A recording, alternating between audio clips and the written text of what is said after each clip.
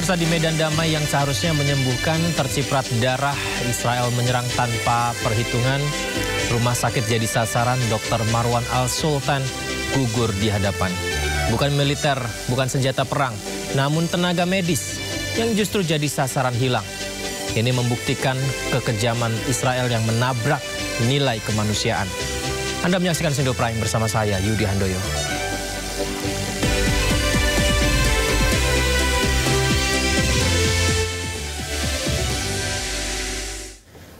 Kita ke informasi pertama, pemirsa. Sekjen Partai Demokrasi Indonesia PDIP, Hasto Kristianto, dituntut 7 tahun penjara. Hasto dinilai jaksa penuntut umum terbukti melakukan tindak pidana suap dan perintangan penyidikan Harun Masiku.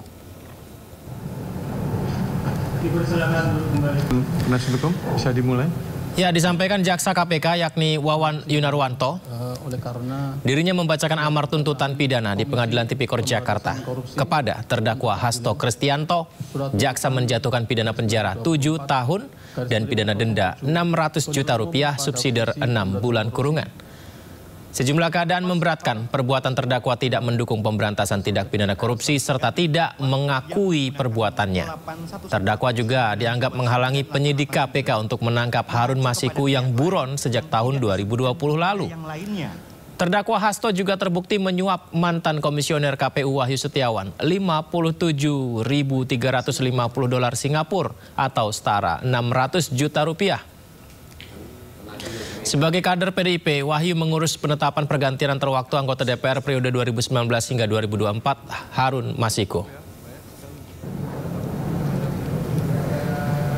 Ya, sidang pembacaan tuntutan terdakwa Hasto Kristianto di Pengadilan Tipikor juga dihadiri sejumlah tokoh, pemirsa. Seperti Anda saksikan, ini adalah mantan Gubernur Jawa Tengah Ganjar Pranowo. Kita lihat Ganjar Pranowo datang bersalaman dengan sejumlah rekan untuk menyaksikan jalannya persidangan di sidang pembacaan tuntutan oleh jaksa penuntut umum.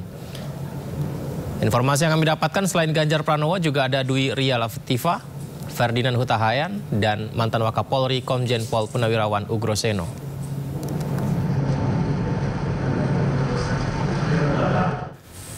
Dan dalam sidang tuntutan, jaksa penuntut umum menjelaskan bahwa Hasto sudah terbukti melakukan perintangan dan berupaya menyembunyikan bukti-bukti melacak Harun Masiku. Bahwa dalam melakukan perbuatan pidana, terdakwa melibatkan orang-orang di sekitarnya yaitu Kusnadi, staf kesekretariatan pada DPP PDIP yang sehari-hari tugasnya melekat pada terdakwa, dan Nur Hasan, tenaga pengamanan atau security pada kantor DPP PDIP. Hal ini sengaja dilakukan oleh terdakwa dengan maksud untuk memutus rantai komunikasi antara terdakwa dengan Harun Masiku yang seolah-olah tidak ada komunikasi langsung antara terdakwa sebagai pemberi perintah dengan Harun Masiku selaku objek yang akan diselamatkan.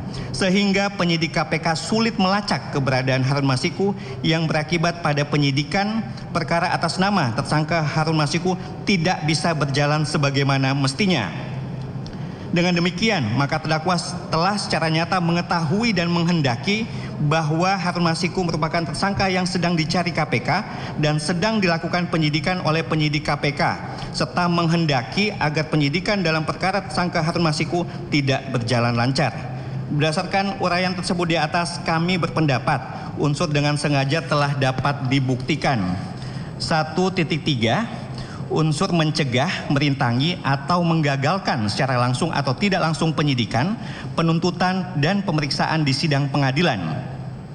Bahwa unsur ini mengandung elemen yang sifatnya alternatif, izin untuk ini kami tidak bacakan dan dianggap telah dibacakan. Kemudian kami langsung pada halaman 1284, di mana bahwa karena unsur mencegah, merintangi, atau menggagalkan secara langsung atau tidak langsung penyidikan, penuntutan, dan pemeriksaan di sidang pengadilan, ini tidak dapat dipisahkan dengan unsur kesengajaan yang mendahuluinya, maka untuk membuktikan unsur ini tentunya tidak dapat dilepaskan dari uraian fakta-fakta hukum yang telah dibuktikan di persidangan.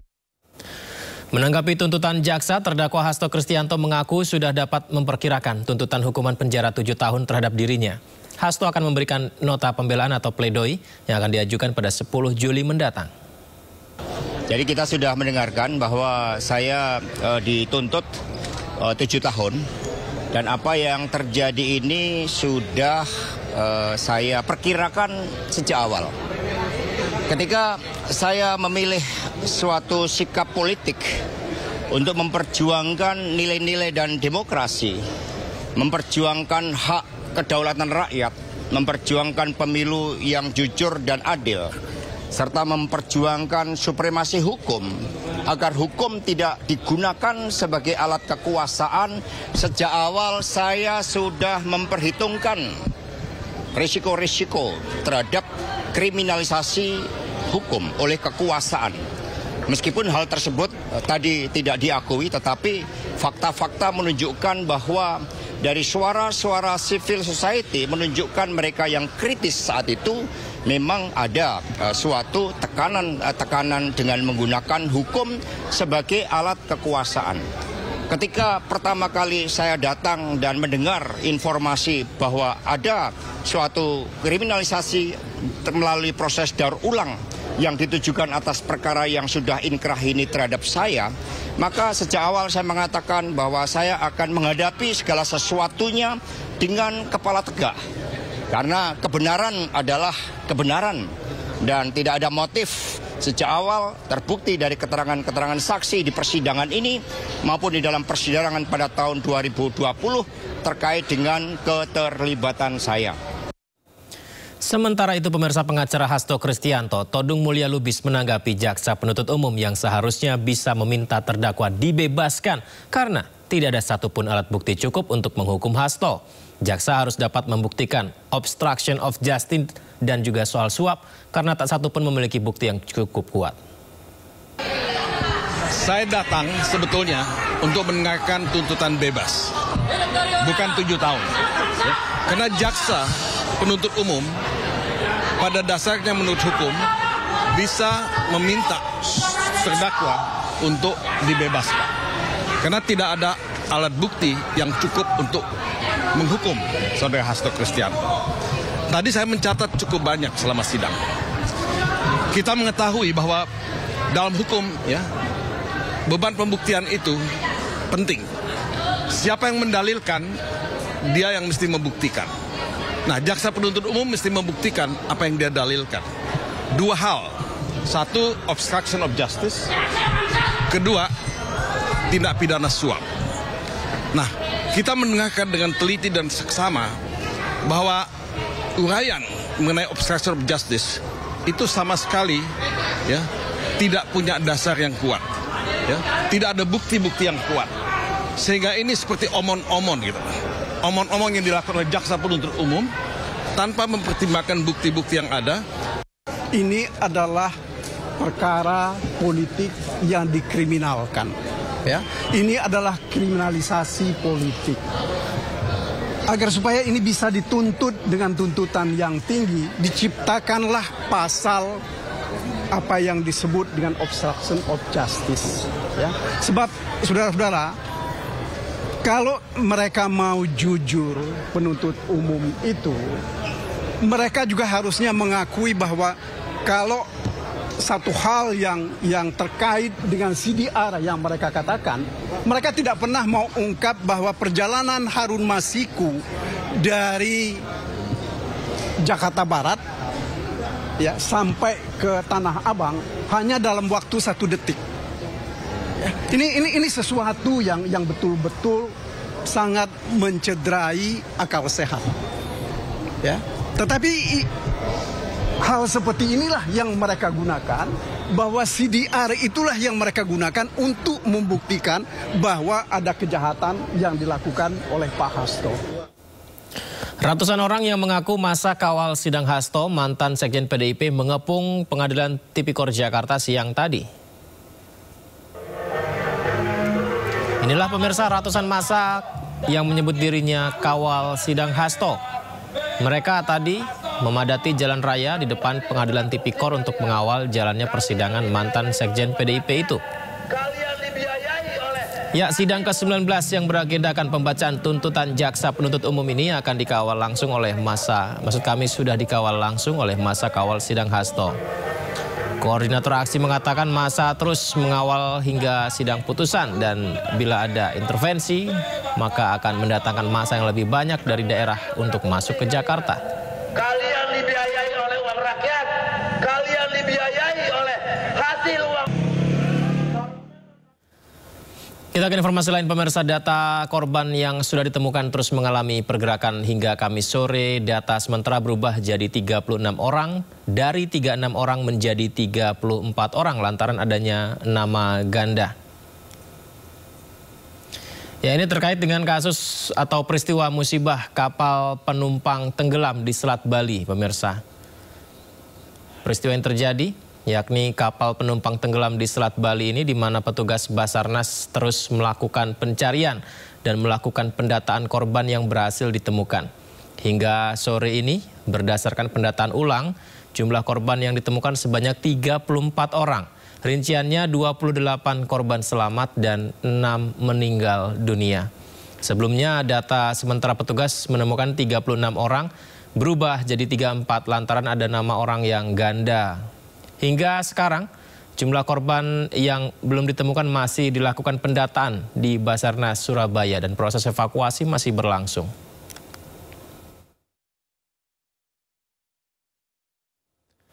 Ya, masih terkait kecelakaan kapal tersebut, sebanyak 31 penumpang KMP Tunu Pratama Jaya yang tenggelam di Selat Bali masih dalam pencarian.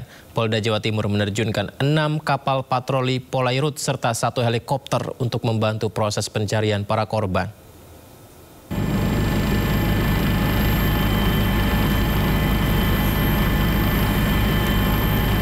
Jadi seperti yang kita saksikan ini, pemirsa, proses evakuasi atau pencarian korban dilakukan melalui jalur udara dan jalur laut ya. Saat Polairut Polresta Banyuwangi dan 35 personel Polda Jatim hingga sampai sekarang. Kalau ini gambar sore tadi, di mana pencarian terus dilakukan untuk menemukan korban. Helikopter milik Polda Jatim diterjunkan untuk mempermudah melihat jangkauan terjauh di sekitar lokasi tenggelamnya kapal. Sementara menurut data terakhir dari Posko Operasi SAR dan Potensi SAR Gabungan di Pelabuhan Ketapang, sebanyak 28 orang penumpang kapal ditemukan selamat, di mana 6 korban lainnya meninggal dunia. Proses evakuasi hingga saat ini terus dilakukan tim SAR Gabungan mencari 31 orang korban hilang lainnya.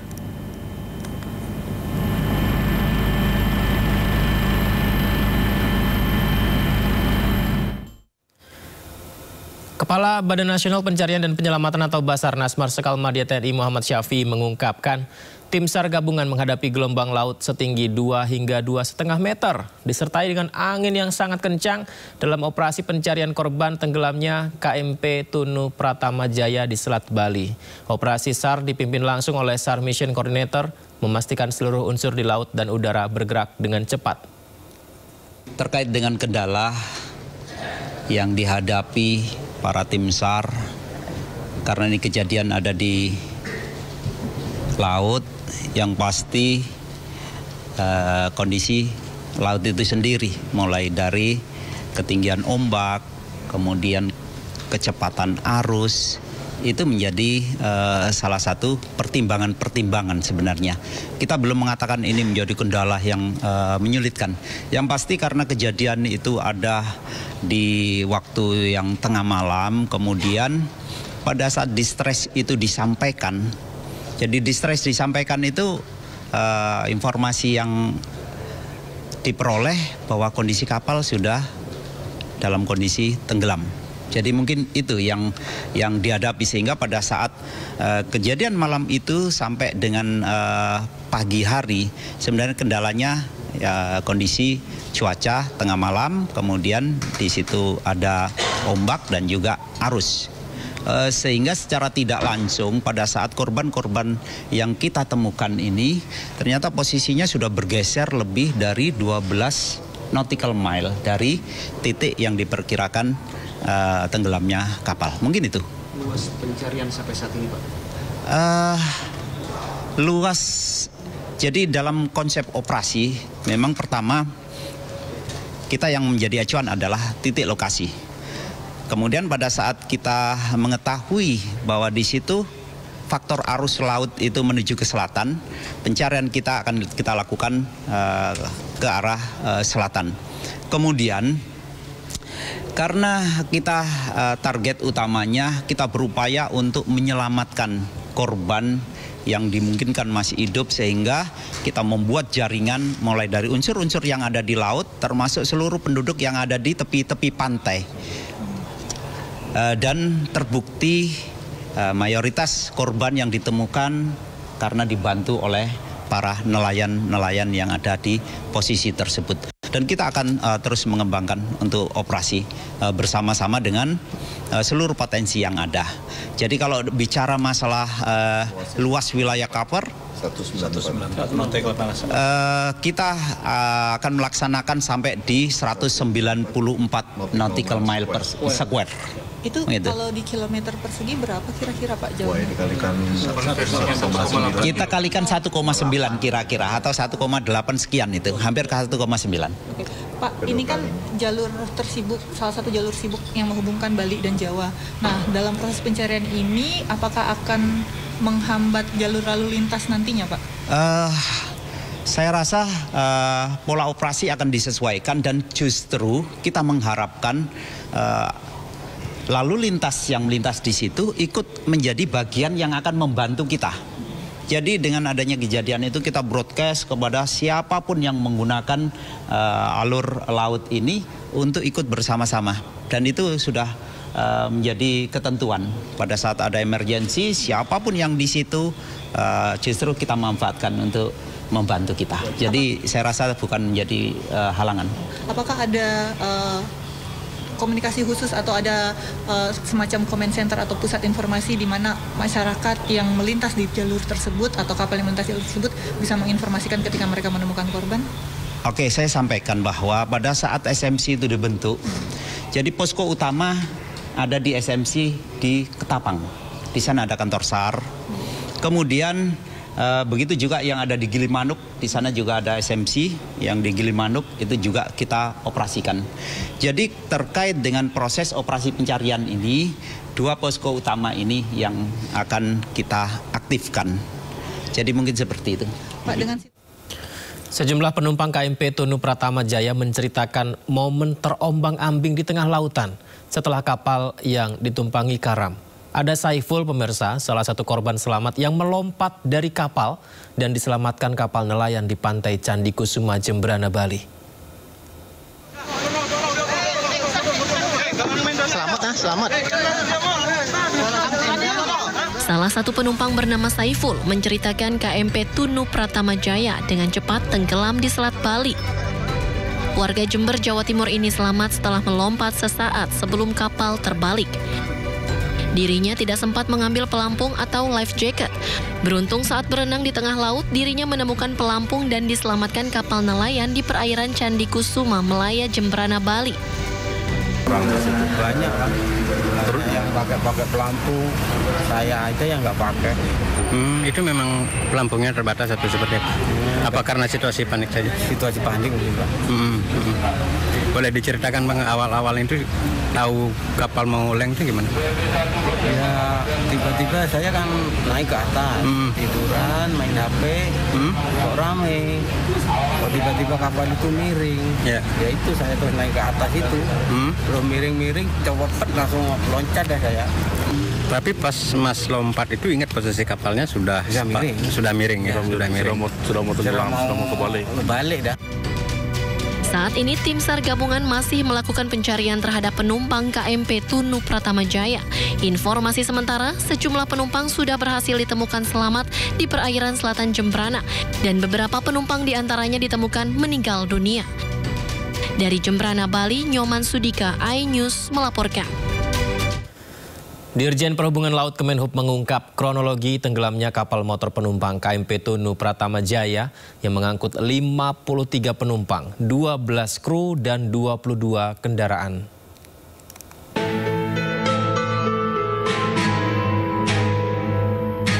Dirjen Perhubungan Laut Kemenhub mengungkap kronologi tenggelamnya kapal motor penumpang KMP Tunu Pratama Jaya. KMP Tunu Pratama Jaya dilaporkan berlayar dari Pelabuhan Ketapang menuju Pelabuhan Gilimanuk. Kapal yang ditumpangi 53 orang dan 12 orang kru serta 22 kendaraan tersebut mengalami distres atau kondisi bahaya pada pukul 23:20 waktu Indonesia Barat. 15 menit kemudian, yakni pukul 23.35 waktu Indonesia Barat, KMP Tunu Pratama Jaya dilaporkan tenggelam. Sementara proses evakuasi dilaporkan menghadapi tantangan karena kondisi angin kencang, gelombang laut yang tinggi, serta arus kuat di sekitar lokasi kejadian. Tim Liputan iNews melaporkan. Pemirsa, pasca kasus tenggelamnya KMP Tunu Pratama Jaya, aktivitas penyeberangan Gilimanuk ke Tapang tetap berjalan normal. Di dermaga LCM Gilimanuk, aktivitas penyeberangan maupun bongkar muat berjalan normal seperti biasa, di mana lalu lintas kapal tetap melakukan aktivitas penyeberangan di perairan Selat Bali. Sementara itu, proses evakuasi para korban KMP Tunu Pratama Jaya masih terus dilakukan tim SAR. Dalam penyisiran di perairan Selat Jembrana, tim SAR terkendala gelombang tinggi yang mencapai lebih dari 2 meter.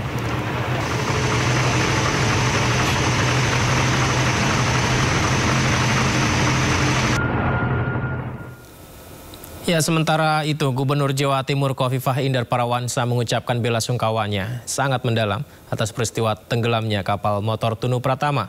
Pihaknya langsung memerintahkan pencarian korban sampai maksimal. Sejauh ini helikopter dan puluhan kapal sudah dikerahkan untuk mencari korban. Kita berduka bagi mereka yang dari laka laut ini ternyata terkonfirmasi ke saya jam 9.49 menit yang lalu ada 4 meninggal dan yang sedang dicari 39 orang. Jadi semua berikhtiar maksimal kawan-kawan bagaimana bisa menyelamatkan semaksimal mungkin dari semua penumpang dan ABK. Termasuk nahodanya yang sudah dapat diselamatkan ya per tadi pagi. Kira-kira gitu proses ini akan